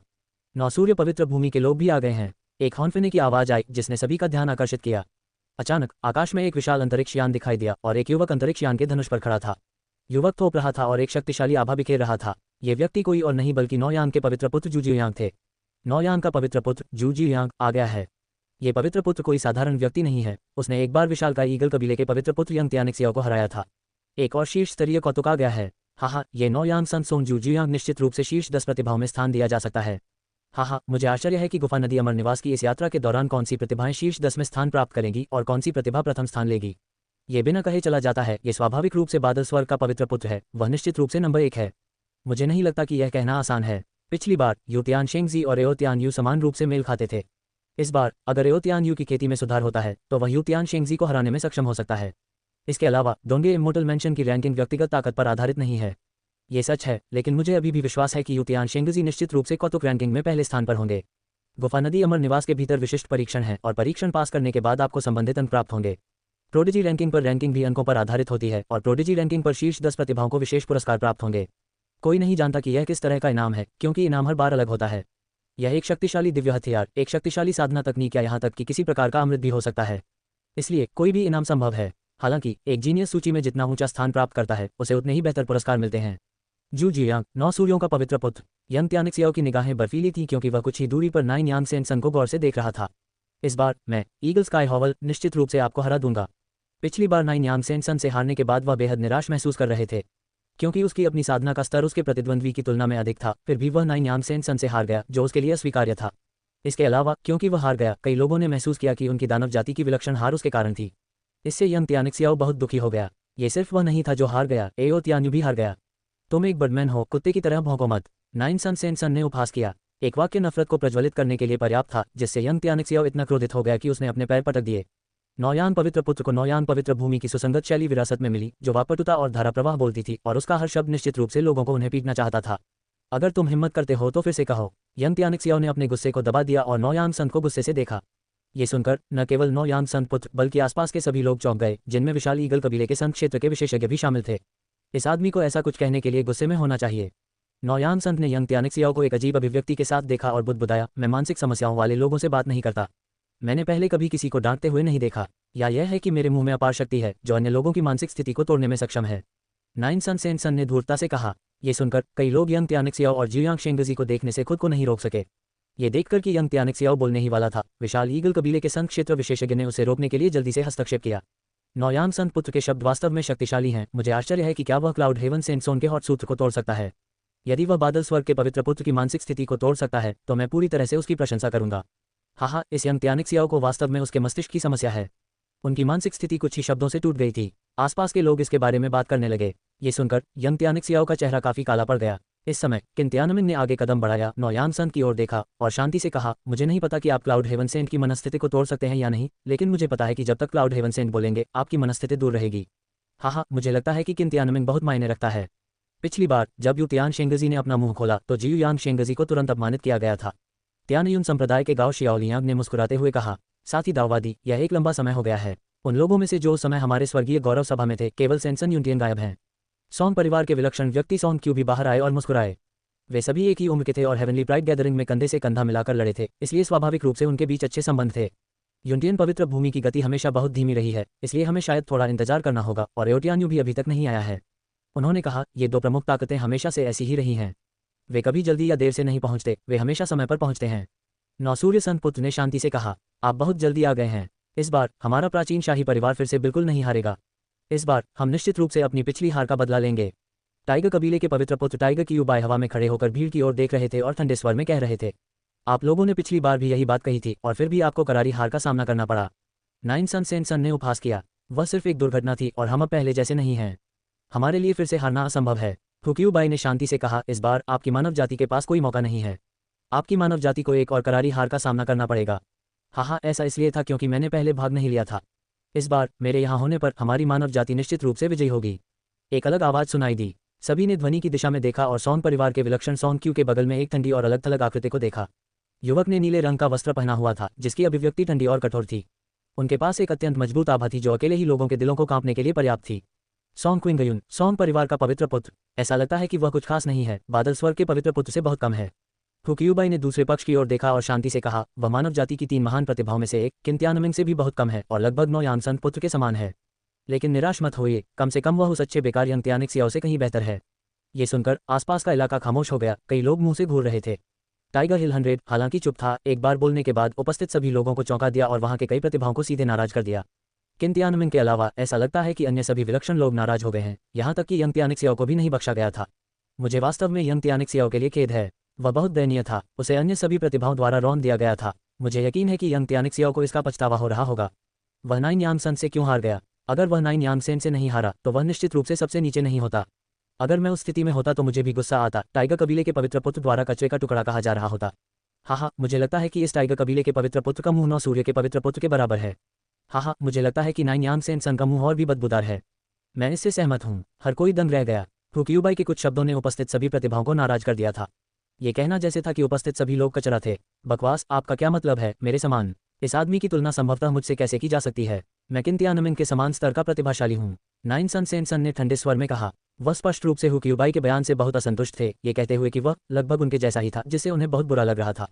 सोम परिवार के इस पवित्र पुत्र की तुलना उससे कैसे की जा सकती है? नौसूर्य संत पुत्र, मेरी तुलना में क्या आपके साथ गलत व्यवहार किया जा रहा है? सोम परिवार के पवित्र पुत्र सॉन क्विंगयुन ने गहरी आवाज में कहा। वह स्पष्ट रूप से अपने गुस्से को दबा रहा था। ये स्वाभाविक है। नौयान संत पुत्र ने सॉन परिवार के संत पुत्र पर नजर डाली और शांति से कहा, आप लगभग उस यंग त्यानिक्सियाओ के समान हैं और उससे थोड़ा भी बदतर हो सकते हैं। ये सुनकर सोम परिवार के पवित्र पुत्र और यंग त्यानिक्सियाओ क्रोधित हो गए और नौयान के पवित्र पुत्र को गौर से देखने लगे। इससे आपका क्या मतलब है? मुझे इस तरह मत घूरो तुम दोनों। मैंने पहले ऐसा नहीं कहा। यदि आप किसी को दोष देना चाहते हैं तो उस टाइगर कबीले के पवित्र पुत्र को दोष दें। वह बहुत बाघ है, और यद्यपि मैंने थोड़ा कठोर बात की, ये सच था। यंग त्यानिक्सियो, गुस्सा मत करो, कम से कम आप कुछ लोगों से बेहतर हैं। नौयांग संत ने अन्यायपूर्ण अभिव्यक्ति के साथ कहा, जैसे कि उसके साथ बहुत अन्याय हुआ हो। ऐसा लगता है कि व्यंग्यात्मक और गंदे मुंह से बोलने की आदत नौ सूर्य पवित्र भूमि में पीढ़ी दर पीढ़ी चली आ रही है। कुछ मजबूत लोगों ने आह भरी। ऐसा लग रहा था कि वे 9 सूर्यों के पवित्र पुत्र में 9 सूर्य पवित्र भूमि के लोगों को देख रहे थे। वे लगभग समान हैं, जैसे कि वे एक ही सांचे से बने हों। आसपास के विलक्षण लोगों ने नौयांग संत पुत्र की प्रशंसा की। वास्तव में उन्हें अभी भी चीजों को करने के लिए उसकी आवश्यकता थी। लोज पर्वत में एक पर्वत शिखर पर जियो युनटिंग ने बिना कोई भावना दिखाए लड़ाई देखी। दूसरों के विपरीत उन्हें इन तथाकथित विलक्षण लोगों में कोई दिलचस्पी नहीं थी, क्योंकि ये लोग उसके लक्ष्य नहीं हैं। केवल फैंग चेन और एओ त्यान्यू ही उसके लक्ष्य और उसके सबसे बड़े दुश्मन हैं। अंतरिक्ष में हलचल मच गई और उसके सामने 2 आकृतियां दिखाई दी। उनमें से एक जियो चोंडुआ था और उसके बगल में एक हट्टा कट्टा आदमी था। वह आदमी लंबा था और विशेष रूप से गहरे बैंगनी रंग की आंखों की एक जोड़ी थी जो अविश्वसनीय रूप से भयानक लग रही थी, जैसे कि वे आत्मा को मोहित कर सकते थे। जियो युनटिंग जियो चोंडलू की अचानक उपस्थिति से बेफिक्र रहा। जियो युनटिंग, ये दानव राजकुमार मो वुशांग है। वह गुफा नदी अमर निवास की इस यात्रा में आपका साथी भी होगा। वह बादल स्वर्ग के पवित्र पुत्र और किन त्यानमिंग को मारने में आपकी मदद करेगा। जियो चोंडलू ने मुस्कुराते हुए परिचय दिया। ये सुनकर जियो युनटिंग ने मो वुशांग को अपने बगल में देखा और कहा, मैं जियो युनटिंग हूँ। मो वुशांग ने जियो युनटिंग की ओर देखा और अहंकार से कहा, ये वही नौकर है जो तुमने मेरे लिए पाया है। उसकी खेती बहुत खराब है। वह गुफा नदी अमर हवेली में मेरी बिल्कुल भी मदद नहीं कर सकता। इसमें कोई आश्चर्य की बात नहीं है कि मो वुशांग ने ऐसा कहा। उनकी साधना के स्तर की तुलना में जियो युनटिंग की साधना का स्तर बहुत कम था। वह केवल ज्ञानोदय क्षेत्र में था, जबकि मो वुशांग पहले ही शून्य क्षेत्र में वापसी तक पहुंच चुका था, विशेष रूप से शून्य क्षेत्र में वापसी का 7वां स्तर। जब उनकी खेती के स्तर की बात आती है तो दोनों एक ही लीग में भी नहीं थे। दानव राजकुमार, कृपया शांत हो जाओ। उसके कम साधना स्तर के कारण उसे कम मत समझो। उनकी युद्ध शक्ति बहुत अधिक है। रिटर्न इन वर्ड दायरे के सामान्य विशेषज्ञ उसका कोई मुकाबला नहीं कर सकते। जियो चोंडलू नाराज नहीं था और समझाया। जियो युनटिंग, जो बगल में खड़ा था, वह सिकोड़ ली और उसकी अभिव्यक्ति ठंडी हो गई। यह मो वुशांग बहुत घमंडी है और लोगों को हेय दृष्टि से देखता है, जिससे वह क्रोधित हो जाता है। इससे उन्हें फैंग चेन की भी याद आ गई, जो मो वुशांग की तरह उन्हें पूरी तरह से हेय दृष्टि से देखते थे। अगर फैंग चेन यहाँ होता तो वह शायद बेईमानी से रोता। धिक्कार है, मैं तुमसे कभी मिला भी नहीं, मैंने तुम्हें कब नीची दृष्टि से देखा। हालांकि जियो युनटिंग कोई मूर्ख नहीं था। वह इतने प्रशिक्षण से गुजरा था और एल्डरमिंग की गंभीर शिक्षाओं के साथ उसने धैर्य रखना सीख लिया था। इसका क्या फायदा है? गुफा नदी अमर हवेली में हर कोई रिटर्न इन वर्ड दायरे में है और हर कोई एक विलक्षण व्यक्ति है। अकेले अपनी ताकत के साथ वह संभवतः उन विलक्षण लोगों को कैसे हरा सकता है? मो वुशांग ने उपहास किया, इसे भूल जाओ, वह वैसे भी सिर्फ एक नौकर है। आपको उंगली उठाने की जरूरत नहीं है। आपको बस इतना करना है कि बाद में युद्ध के मैदान को साफ करना है। जियो युनटिंग की आंखों में एक भयंकर चमक चमक उठी, लेकिन उसने जल्दी से इसे छिपा लिया, आज्ञाकारिता का नाटक करते हुए, जैसे कि वह एक सच्चा नौकर था। वह अपने दिल में जानता था कि जो व्यक्ति जियो चोंडलू को उसके साथ इस तरह का व्यवहार कर सकता है, वह साधारण स्थिति का कोई व्यक्ति होना चाहिए। इसके अलावा उसे दूसरे पक्ष की ताकत की भी आवश्यकता है ताकि वह गुफा नदी अमर हवेली में कुछ लाभ प्राप्त कर सके। एक बार जब मैं मजबूत हो जाऊंगा तो मैं निश्चित रूप से इस मो वुशांग को मार दूंगा। जियो युनटिंग की आंखों में एक ठंडी चमक चमक उठी, क्योंकि उसने सीधे मो वुशांग को मृत्यु सूची में जोड़ा। यूतियान शेंगजी और एओ त्यान्यू कहाँ हैं? मैं देखना चाहता हूं कि स्वर्गीय गहन क्षेत्र की ये 2 सबसे मजबूत प्रतिभाएं वास्तव में कितनी मजबूत हैं। मो वुशांग ने जियो युनटिंग की ओर देखा और कहा। मो वुशांग के अहंकारी लहजे से ये बताना आसान था कि वह त्यानिक्सुआन क्षेत्र की प्रतिभाओं को पूरी तरह से हेय दृष्टि से देखता था। उन्होंने कहा, ये दोनों सरल नहीं हैं और जिन ताकतों से वे संबंधित हैं वे भी सरल नहीं हैं। वे आमतौर पर सबसे अंत में आते हैं। दानव राजकुमार उन्हें जल्द ही देखेगा। जियो चोंडलू ने उत्तर दिया। जियो युनटिंग इस बात को लेकर उत्सुक था कि यह जियो मो वुशांग कौन है कि वह जियो चोंडलू से इस तरह का व्यवहार करवा सकता है। वह ये भी देख सकता था कि जियो चोंडलू ने मो वुशांग के सामने ताकत की कोई हवा नहीं दिखाए। मो वुशांग के लहजे को देखते हुए उसे त्यानिक्सुआन दायरे से नहीं होना चाहिए। केवल एक ही संभावना है, दूसरा पक्ष स्वर्गीय दानव क्षेत्र से आता है और यह तथाकथित दानव बच्चा संभवतः स्वर्गीय दानव क्षेत्र से एक विलक्षण व्यक्ति है। वह बहुत संभावना है कि स्वर्गीय दानव क्षेत्र में इस पीढ़ी का सबसे मजबूत कौतुक है। अगर मैं मो वुशांग के सार और उन स्वर्गीय राक्षसों को खा जाऊं तो मुझे आश्चर्य है कि इसके परिणाम क्या होंगे। जियो युनटिंग ने मन ही मन सोचा। सच कहूं तो जियो युनटिंग इस बारे में काफी उत्सुक थे। स्वर्गीय दानव कला किसी भी जीवित प्राणी के सार को निगल सकती है और उसे अपने सार में बदल सकती है। मुझे लगता है कि परिणाम काफी अच्छे होंगे। यह मो वुशांग निश्चित रूप से तियानई दानव क्षेत्र में सबसे मजबूत युवा प्रतिभाओं में से एक है। मैं किन तियानमिंग की तुलना में उसके मूल को निगलने से बेहतर हो सकता हूँ। अगर यह आदमी डोंगहे अमर हवेली में मर जाता है तो मैं उसे खा सकता हूँ। जियो युनटिंग पहले से ही मो वुशांग को अपना शिकार मान रहा था। इस समय एक और सनसनी पैदा हुई। एक प्राचीन अंतरिक्ष यान दिखाई दिया जिस पर 2 बड़े अक्षरों वाला एक झंडा था। बादल और आकाश, इन 2 शब्दों को देखकर सभी को तुरंत एहसास हुआ कि बादल स्वर पवित्र भूमि से लोग आ गए हैं। अंतरिक्ष यान के धनुष पर फैंग चेन और ग्रैंड एल्डर वहां खड़े होकर बातें कर रहे थे और हंस रहे थे। ये यूतियान पवित्र पुत्र इतना महान नहीं है। मो वुशांग ने फैंग चेन को तिरस्कारपूर्ण भाव से देखा। उसकी नज़र में फैंग चेन साधारण और अचूक था, उसके बारे में कुछ भी उल्लेखनीय नहीं था। इस तरह का व्यक्ति त्यानिक्सुआन क्षेत्र में सबसे मजबूत प्रतिभा कहलाने के योग्य है। ऐसा लगता है कि त्यानिक्सुआन क्षेत्र में कोई नहीं बचा है। जियो चोंडलू ने प्रतिध्वनित किया। उसके पास स्वर्गीय दानव संप्रदाय के नेता के अनुरूप किसी भी गरिमा का अभाव था, जो मो वुशांग के सेवक की तरह अधिक दिखाई देता था। ये वही आदमी है जिसने मेरा यिन यान पवित्र शरीर चुरा लिया है। मो वुशांग ने जारी रखा। हाँ, वह व्यक्ति है। जियो चोंगलू ने सहमति में जारी रखा, यदि यह व्यक्ति नहीं था तो ये थम जीरो था जिसने यिन यान पवित्र शरीर प्राप्त किया था। जहां तक मुझे पता है, यिन यान पवित्र शरीर पहले ही बादल स्वर्ग के पवित्र पुत्र के अनुयायियों द्वारा प्राप्त किया जा चुका है। इस समय फैंग चेन को कुछ महसूस हुआ और उसने दूर से देखा, जहां उसने जियो युनटिंग को एक लंबे, अजीब दिखने वाले आदमी के साथ खड़ा देखा। मो वुशांग, मुझे उम्मीद नहीं थी कि यह आदमी भी आएगा। फैंग चेन कुछ आश्चर्यचकित था। यह मो वुशांग कोई साधारण व्यक्ति नहीं है, वह स्वर्गीय दानव क्षेत्र का एक विलक्षण व्यक्ति है। हालांकि स्वर्गीय दानव क्षेत्र में सबसे मजबूत कौतुक नहीं है, लेकिन उसकी प्रतिभा और ताकत बेहद शक्तिशाली है। दूसरे पक्ष की भी एक और पहचान है, जिसने यिन यान पवित्र शरीर की साजिश रची थी। मून पैलेस और स्वर्गीय दानव संप्रदाय के बीच पिछली योजना मो वुशांग को यिन यान पवित्र शरीर प्राप्त करने में मदद करना था। मूल उपन्यास में मो वुशांग यिन यान पवित्र शरीर प्राप्त करने की तैयारी कर रहा था। दूसरा पक्ष स्वर्गीय दानव क्षेत्र में था और कथानक में बदलाव के कारण उनकी योजना विफल हो गई। तब से मो वुशांग का इरादा अब यिन यान पवित्र शरीर को स्वीकार करने का नहीं था। क्या वह मेंगिंग के लिए आया था या किसी और चीज के लिए? फैंग चेन ने उनकी ओर देखा, लेकिन दूसरा पक्ष नहीं रुका। उसने सोचा कि मो वुशांग यहाँ क्या करना चाहता है। क्या ये हुआ मेंगिंग के यिन यान पवित्र शरीर को जब्त करने के लिए है, या ये बदला लेने के लिए है, या शायद दोनों? दिलचस्प। फैंग चेन की आंखें चमक उठी। मो वुशांग की उपस्थिति ने वास्तव में उसे आश्चर्यचकित कर दिया था। हालांकि डोंगहे अमर निवास में मो वुशांग को शामिल करना चीजों को और अधिक दिलचस्प बनाता है। बादल स्वर्ग के संत पुत्र, आप आखिरकार आ गए हैं। फैंग चेन को आते देखकर और अंत में बहस को रोककर उन्होंने देखा। क्या आप बादल स्वर्ग के पवित्र पुत्र हैं? ये बहुत सामान्य लग रहा है। सोन परिवार के पवित्र पुत्र सोन किंगयुन ने फैंग चेन को ऊपर से नीचे तक देखा। उसका चेहरा अहंकार से भरा था। ये सुनकर हर कोई दंग रह गया, जिसमें नौयान संत पुत्र और बाघ कबीले के संत पुत्र फू क्यूबाई दोनों शामिल थे। क्या इस सोन परिवार का पवित्र पुत्र वास्तव में इतना घमंडी है? इतना घमंडी, वह फैंग चेन को भी गंभीरता से नहीं लेता है। पवित्र पुत्र, सोन परिवार के विलक्षण व्यक्ति सोन क्यू ने सोन क्विंगयुन की आस्तीन को खींचा, उसे बात करना बंद करने का संकेत दिया। तुम मेरे साथ क्या कर रहे हो? क्या मैंने कुछ गलत कहा? सोन क्विंगयुन ने थोड़ा भौहें सिकोड़ ली, कुछ हद तक असंतुष्ट। दूसरा पक्ष शुरू में सामान्य लग रहा था और उनमें कुछ खास नहीं था। हाँ, मैंने सोचा था कि जू जिंगलुन की मृत्यु के बाद दुनिया में कोई और मूर्ख लोग नहीं होंगे, लेकिन मुझे आज एक और मिलने की उम्मीद नहीं थी। नाइन सन सेन सन जोर से हंसे। वर्तमान सोन परिवार का पवित्र पुत्र सोन क्विंगयुन पूर्व जू जिंगलुन से कुछ मिलता जुलता है। दोनों अहंकारी हैं और दुनिया की सबसे उत्कृष्ट प्रतिभाओं का तिरस्कार करते हैं। हालांकि बर्फ देखने वाला पहिया अभी भी बेहतर है। कम से कम ये जानता है कि स्थिति का आकलन कैसे किया जाए और बड़ी तस्वीर कैसे देखी जाए। कम से कम आप कुछ लोगों को जानते हैं जिन्हें आप नाराज कर सकते हैं और कुछ लोगों को आप नहीं कर सकते। हालांकि वह एक धमकाने वाला है जो कमजोरों को चुनता है और मजबूत से डरता है। कम से कम उसके पास औचित्य की कुछ भावना है। हालांकि सोन परिवार का यह पवित्र पुत्र पूरी तरह से भोला था और स्थिति को समझ नहीं सका। इस बात की बहुत अधिक संभावना है कि वह सोन परिवार में बहुत लंबे समय से रह रहा है और अपना रास्ता बनाने के लिए बाहर नहीं आया है। इसके अलावा वह अपने ही परिवार में अजेय होने का आदी हो गया है और दुनिया को गंभीरता से नहीं लेता है। उन्होंने कहा, इस तरह की गर्वित मानसिकता काफी सामान्य है। अधिकांश विलक्षण लोग पैदा होने से पहले ही ऐसे ही होते हैं। दुनिया के अन्य विलक्षण लोगों को गंभीरता से नहीं लेते हैं। गाओ शियाओलियांग ने एक पल के लिए सोचा और फिर कहा, मैंने दूसरों के साथ इस तरह की समस्या पर चर्चा की है और इसे एक तरह के उड़ापुत्र सिंड्रोम के रूप में संक्षेप में प्रस्तुत किया जा सकता है। दूसरे पक्ष को सच्चाई का एहसास कराने के लिए अक्सर कुछ प्रेरणा की आवश्यकता होती है। बेशक अगर कोई उसे नियंत्रण में नहीं रखता है तो वह सोचेगा कि वह अजेय है, चाहे वह जू जिंगलुन हो या सोन क्विंगयुन, सोन परिवार का पवित्र पुत्र। यदि वे प्रतिद्वंद्वियों के बिना वातावरण में हैं तो वे बेहद आत्मविश्वासी हो जाएंगे और महसूस करेंगे कि वे अजेय हैं। यह उन्हें एक अजेय दाव दिल देता है जिससे वे अजेय और अजेय बन जाते हैं। हालांकि पूरे इतिहास में बहुत कम लोग वास्तव में ऐसा करने में सक्षम हैं। मुझे नहीं लगता कि सोन परिवार का पवित्र पुत्र कोई कदम उठाने के लिए बाहर आया है ना? हुक्यूबाई ने बोलना शुरू किया। वे ग्रीन हाउस में सिर्फ फूल हैं, पूरी तरह से कमजोर। यदि उन्हें एक गंभीर झटका लगता है तो वे अपने अस्तित्व पर सवाल उठाना शुरू कर देंगे। यंग त्यानिक्सियाओ ने उपहास किया। उसने इस तरह की कई अहंकारी प्रतिभाओं को देखा था और अगर उन्हें असफलताओं का सामना करना पड़ा तो वे पूरी तरह से हतोत्साहित हो जाएंगे। आप भीड़ के व्यंग्य और उपहास ने सोन क्विंगयुन को क्रोधित कर दिया। अगले ही पल एक शक्तिशाली दबाव बह गया जिससे सोन क्विंगयुन वहीं गतिहीन खड़ा हो गया। इस दमनकारी शक्ति का सामना करते हुए वह एक चींटी की तरह था जिसका विरोध करने में पूरी तरह से असमर्थ था। इतना उत्साहित मत हो, गुफा नदी अमर निवास खुलने वाला है। यहाँ अपनी ऊर्जा बर्बाद न करें। यदि आप कोई कदम उठाते हैं तो आप किसी और के जाल में फंस जाएंगे। इसके अलावा यह उपहास करने के लिए कुछ भी नहीं है। सभी का मजाक उड़ाया गया है। बस दिखावा करें कि वे मौजूद नहीं हैं। आपको बस इतना करना है कि गुफा नदी अमर हवेली में प्रवेश करने के बाद अपनी मूर्ति से लड़ें, उन्हें आपका मजाक उड़ाने के परिणामों के बारे में बताएं और फिर वे फिर से आपका मजाक उड़ाने की हिम्मत नहीं करेंगे।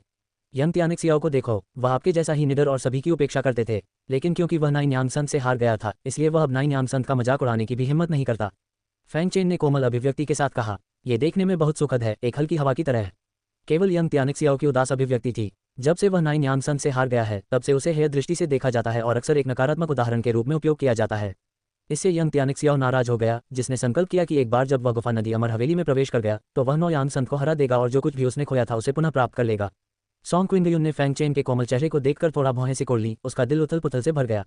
वह समझ नहीं पा रहा था कि फैंग चेन, जो इतना साधारण लग रहा था, उसे अपनी आभा के एक टुकड़े से कैसे दबा सकता था। उसकी उपस्थिति में मुझे एक चींटी की तरह महसूस हुआ जो हिलने डुलने के लायक भी नहीं थी। इस समय सॉन्ग क्विंगयुन को ऐसा लगा जैसे वह एक बर्फ के तहखाने में गिर गया हो। जो हो रहा था उस पर पूरी तरह से विश्वास करने में असमर्थ था। जब वह पैदा होने वाला था तो वह पहले से ही सभी प्रतिभाओं को दूर करने के लिए तैयार था। क्या आओशन्यू, क्या यूनशन शेंगजी, उसकी नज़र में उनमें से कोई भी उसका मेल नहीं था। वह चाहता था कि हर कोई जान जाए कि वह सबसे मजबूत कौतुक है, लेकिन वास्तविकता ने उसे एक भारी झटका दिया। बादल स्वर के पवित्र पुत्र ने उसे केवल अपनी आभा से दबा दिया। ये देखकर कि सॉन्ग क्विंगयुन ठीक हो गया है, फैंग चेन ने भी अपनी प्रभावशाली आभा वापस ले ली। सेंट यूनटिन, क्या होगा अगर प्रतिद्वंद्वी हार गया? क्या इसे उनका दाव दिल रह नहीं जाएगा? नाइन सन सेन सन ने बुरे इरादे से कहा। अगर हम हार जाते हैं तो हम क्या कर सकते हैं? क्या हारने का मतलब है कि आपको आत्महत्या करनी है? अगर ऐसा होता तो यंग त्यानिक्सियाओ ने पहले ही अपना गला रेत दिया होता। साधना के मार्ग पर किसी के पास दाव के लिए दृढ़ हृदय होना चाहिए। केवल वे ही मजबूत बन सकते हैं जो अनगिनत असफलताओं के माध्यम से दृढ़ रहते हैं। फैंग चेन ने लापरवाही से कहा। ये सुनकर यंग त्यानिक्सियाओ पूरी तरह से अचंभित रह गया। हम उसे फिर से एक नकारात्मक उदाहरण के रूप में क्यों उपयोग कर रहे हैं? उसे ऐसा लगा जैसे वह आज कई बार गोलीबारी में फंस गया हो। जरा रुकिए, इस नौयांग संत पुत्र ने इसे पूरी तरह से उद्देश्य पर किया। ऐसा लग रहा था कि यंग त्यानिक्सियाओ ने कुछ सोचा है और नौयांग संत को गौर से देखा। निश्चित रूप से नौयांग संत के चेहरे पर एक दुष्ट मुस्कान थी, जैसे कि उसने अनुमान लगाया था कि फैंग चेन ऐसा कहेगा। इसलिए मैंने जानबूझकर यह सवाल पूछा। मैं उसकी पीठ में छुरा घोंपना चाहता था। नौसूर्य संत पुत्र, मुझे तुम्हें हराना होगा। यंग त्यानिक्सियाओ गुस्से में था। साथ ही मुझे इस बात का भी अफसोस था कि मैं उस समय इस आदमी से क्यों हार गया। मैं इस बदबूदार नौयांग संत से नहीं हार सकता। भले ही वह किन त्यानमिंग से हार जाए, कम से कम किन त्यानमिंग उसे बुरा भला नहीं कहेंगे। इसके अलावा किन त्यानमिंग नौयांग संत की तरह बदजुबान नहीं था, जो लगातार उसका पालन पोषण करता था, जैसे कि दूसरों को पता नहीं चलेगा कि वह उससे हार गया है। यूटियान पवित्र पुत्र, आप पहले भी हार चुके हैं? सॉन्ग क्विंगयुन ने अवचेतन रूप से पूछा। ये देखकर कि फैंग चेन वाकपटुता से बोल रहा था, उसके दिल में आशा की भावना जाग उठी और उसने फैंग चेन को प्रत्याशा से देखा। अगर फैंग चेन भी हार गया है तो यह वास्तव में कुछ भी नहीं है। ये सुनकर सभी के दिल की धड़कन रुक गई। कई प्रतिभाओं ने महसूस किया कि यह प्रश्न कुछ हद तक परिचित था, जैसे कि किसी ने इसे प्रोडिजीज गैदरिंग में पूछा हो। नहीं, बिल्कुल नहीं। हालांकि कुछ लोगों ने पहले भी मेरा मजाक उड़ाया था, लेकिन बाद में वे सभी मेरे आकर्षण से मोहित हो गए। फैंग चेन के चेहरे पर एक कोमल मुस्कान थी। आप इसे इतना आकस्मिक और तार्किक बनाते हैं, मुझे लगा कि आपने वास्तव में इसका अनुभव किया है। सॉन्ग क्विंगयुन ने सख्ती से कहा। उन्होंने कहा, मैंने काफ़ी कुछ देखा है, इसलिए मैं स्वाभाविक रूप से अपने प्रतिद्वंद्वी के नजरिए से चीज़ों को समझता हूँ। लेकिन मैं वास्तव में उम्मीद करता हूँ कि कोई मुझे हरा सकता है और मुझे एक अच्छा अनुभव दे सकता है। फैंग चेन ने मुस्कुराते हुए कहा। ये सुनकर सभी चुप हो गए। युवा प्रतिभाशाली लोग ठीक थे, लेकिन पुरानी पीढ़ी के बिजली घर अवाक थे। आप पहले ही दूसरे पक्ष को अपनी थोड़ी सी आभा से अभिभूत कर चुके हैं, तो आप उनसे ये सवाल क्यों पूछ रहे हैं? किसी और को आपको हराने दो। यह मजाक से कम नहीं था। सॉन्ग क्विंगयुन की अभिव्यक्ति जम गई। उसकी भावनाएं बहुत जटिल थीं और उसे नहीं पता था कि क्या कहना है। हालांकि उसे कोई क्रोध या घृणा महसूस नहीं हुई, केवल एक बहुत ही जटिल भावना थी। वह फैंग चेन को हराना चाहता था और उसके चेहरे पर थप्पड़ मारना चाहता था, लेकिन पहले से दबाव के एक टुकड़े के साथ वह एक फुलाए हुए गुब्बारे की तरह शक्तिहीन महसूस कर रहा था। बादल स्वर्ग का ये पवित्र पुत्र नौ सूर्य पवित्र भूमि के किसी व्यक्ति की तरह क्यों दिखता है? एक शक्तिशाली व्यक्ति ने बेरहमी से जवाब दिया। हम नौ सूर्य पवित्र भूमि ऐसे बेशर्म लोग नहीं हैं। मास्टर जियांग ने तुरंत जवाब दिया। वे चाहते थे कि बादल स्वर्ग का पवित्र पुत्र उनकी पवित्र भूमि के लोगों में से एक हो, लेकिन स्पष्ट रूप से बादल स्वर्ग पवित्र भूमि सहमत नहीं होगी। और यह किस तरह की बात है? अपने नौ सूर्य पवित्र भूमि के लोगों की तरह से आपका क्या मतलब है? क्या नौ सूर्य पवित्र भूमि वास्तव में इतनी बेशर्म है? ये बिल्कुल घृणित है। स्वर्गीय गहन क्षेत्र में किसी ऐसे व्यक्ति से पूछे जो नहीं जानता कि नौयान पवित्र भूमि ईमानदार और सरल लोगों से भरी है। यूटियान शेंगजी अन्य प्रतिभाओं से अलग हैं। अपनी प्रतिभा और ताकत को एक तरफ रखते हुए उनका स्वभाव अकेले अन्य प्रतिभाओं से बेजोड़ है। इस तरह की प्रतिभा और ताकत के साथ फिर भी अहंकारी नहीं, वह वास्तव में अन्य विलक्षण लोगों से बेजोड़ है। एक बूढ़ा आश्चर्य से चिल्लाया। इनमें से अधिकांश विलक्षण लोग बेहद अहंकारी हैं, क्योंकि बचपन से ही उनकी प्रशंसा की जाती रही है और उनका लालच किया जाता है और शायद ही कभी दूसरों पर ध्यान देते हैं। यह उन अनदेखी प्रतिभाओं के लिए विशेष रूप से सच है, जैसे आज सॉन्ग क्विंगयुन। हालांकि फैंग चेन अलग था। वह अपने बारे में बहुत अच्छा नहीं सोचता था या खुद को असाधारण नहीं मानता था, और वह एक साधारण किसान की तरह दिखता था। कैसे हो सकता है कि उसके पास एक बिगड़ल बवार रवैया नहीं है? वह अन्य प्रतिभाओं से अलग है। वह अपने गर्व को अपने दिल की गहराई में छुपाता है। यह एक प्रकार का गर्व है जो केवल उसके दिल में मौजूद है, जबकि अन्य विलक्षण लोग इसे प्रकट करते हैं। मास्टर जियांग ने गहरी आवाज में कहा। अगर दूसरे इसे नहीं देख सकते हैं तो वह कैसे नहीं देख सकता है? जैसे ही सभी इस पर चर्चा कर रहे थे, एक जोरदार दहाड़ सुनाई दी। अगले ही पल आगे आकाश में एक स्थानिक उतार चढ़ाव दिखाई दिया, जिसके बाद एक भंवर दिखाई दिया। गुफा नदी अमर निवास खोल दिया गया है। सभी ने ध्वनि की दिशा में देखा। उनकी सभी आंखें उस स्थान की ओर मुड़ गईं। जल्द ही वहां एक मार्ग दिखाई दिया जो स्पष्ट रूप से गुफा नदी अमर हवेली की ओर जा रहा था। बिना किसी हिचकिचाहट के फैंग चेन ने हुआ मिंगिंग और ये वुशुन को प्रकाश की एक लकीर में ले जाया और सीधे मार्ग की ओर बढ़ गया। अन्य विलक्षण लोगों ने भी इसका अनुसरण किया और एक पल में अनगिनत विलक्षण प्रतिभाएं जैसे पतंगों की लौ की ओर सभी उस मार्ग की ओर बढ़ गए। उसी समय मोवुशांग और जियो यूनटिंग भी सीधे मार्ग की ओर रवाना हो गए। हालांकि वे बहुत बुद्धिमान थे, चुपचाप मार्ग में प्रवेश कर रहे थे, अधिक लोगों द्वारा खोजे जाने के लिए नहीं चाहते थे। मुख्य समस्या यह है कि यहाँ कई शक्तिशाली लोग हैं। यदि आप बहुत हाई प्रोफाइल हैं तो आपकी आभा प्रकट होने के बाद आपकी पहचान उजागर हो सकती है। एक बार उजागर होने के बाद परिणाम अकल्पनीय होंगे। गुफा नदी अमर निवास में प्रवेश करते हुए नीले समुद्र और आकाश द्वारा स्वागत किया जाता है। अंतहीन समुद्र में अनगिनत द्वीप हैं। फैंग चेन के प्रवेश करने के बाद उसने चारों ओर नजर डाली और फिर हुआ मिंगिंग और ये वुशुंग को सीधे समुद्र की गहराई में ले गया, क्योंकि वह उनके लक्ष्यों में से एक था, तलवारबाजी की एक शक्तिशाली परंपरा वाला स्थान। फैंग चेन अपने सामने के दृश्य से अपरिचित नहीं थे, जैसा कि मूल उपन्यास में विस्तार से वर्णित किया गया था। समुद्र में इन द्वीपों में कई अवसर हैं, जिनमें से कुछ काफी सामान्य हैं जबकि अन्य बेहद अद्भुत अवसर हैं। उदाहरण के लिए, फैंग चेन जिस स्थान पर जा रहा है उसके पास एक शक्तिशाली तलवार पथ विरासत है और यह अनगिनत द्वीपों में से एक है। गुफा नदी के अमर निवास के भीतर इन द्वीपों में कई अत्यंत महत्वपूर्ण अवसर बिखरे हुए हैं। हालांकि मूल कार्य केवल 2 या 3 प्रमुख अवसरों का वर्णन करता है और दूसरों का अधिक वर्णन नहीं करता है। फैंग चेन स्वाभाविक रूप से यहाँ के सभी अवसरों को स्वीकार नहीं करेंगे, क्योंकि उनमें से कई मुख्य कहानी का हिस्सा हैं और यदि वह उन्हें स्वीकार करता है तो उसे बहुत कम पुरस्कार मिलेंगे। इसके अलावा वे महान अवसर उसके लिए बहुत उपयोगी नहीं होंगे, इसलिए उसे गूंगा खेलना इनाम भी मिल सकता है। जल्द ही फैंग चेन हुआ मिंगिंग और ये वुशुंग को एक द्वीप के ऊपर आकाश में ले आया। ये द्वीप बहुत खास है, जिसमें एक विशाल पर्वत है जो बादलों तक पहुंचता है। ये पहाड़ एक लंबी तलवार की तरह सीधे आकाश में उड़ता है, इसका तीखापन पूरी तरह से प्रकट होता है। उसी समय उसमें से एक फीकी तलवार का इरादा निकला। फैंग चेन का लक्ष्य ये द्वीप था, क्योंकि द्वीप पर महल के भीतर तलवारबाजी की एक शक्तिशाली विरासत थी। जैसे ही फैंग चेन ने द्वीप पर कदम रखा, द्वीप हिंसक रूप से हिल गया, जिससे बड़े पैमाने पर कंपन हुआ। महल के सामने पृथ्वी फट गई और अनगिनत दरारें बाहर की ओर फैल गईं। एक जोरदार धमाके के साथ पूरी पृथ्वी फट गई और एक क्रूर जानवर आकाश में उड़ गया, उसकी शक्तिशाली आभा बाहर की ओर फैल गई। खंडहर क्षेत्र का 7वां स्वर्ग। यह एक अत्यंत शक्तिशाली और क्रूर जानवर है। वहीं ये खूंखार जानवर बहुत खास था, जिसकी पीठ लंबी तलवार जैसी चीजों से ढकी हुई थी। यह एक बड़े हाथी जैसा दिखता है। ये तलवार चलाने वाला जानवर है। उसका पूरा शरीर एक लंबी तलवार की तरह था, तेज और दीप्तिमान, एक शक्तिशाली तलवार के इरादे से बाहर निकलता था। शून्यता की ओर लौटने का क्षेत्र। हुआ मिंगिंग की अभिव्यक्ति अचानक बदल गई। उसने कभी उम्मीद नहीं की थी कि यह क्रूर जानवर इतना शक्तिशाली होगा। दूसरी ओर ये वुशुंग इस तरह के एक क्रूर जानवर के बारे में काफी उत्सुक था, इसे पहली बार देख रहा था और उसने कोई घबराहट नहीं दिखाई। स्वॉर्ड एरो बीस्ट के हमले का सामना करते हुए फैंग चेन शांत रहा और बस अपनी हथेली से प्रहार किया। एक हथेली का निशान दिखाई दिया, जो साधारण और बिना किसी शक्ति के दिखाई दे रहा था। वास्तव में इसमें भयानक शक्ति होती है, लेकिन ये छिपी रहती है। शक्तिशाली तलवार चलाने वाला जानवर इस हथेली के प्रहार से सीधे दब गया।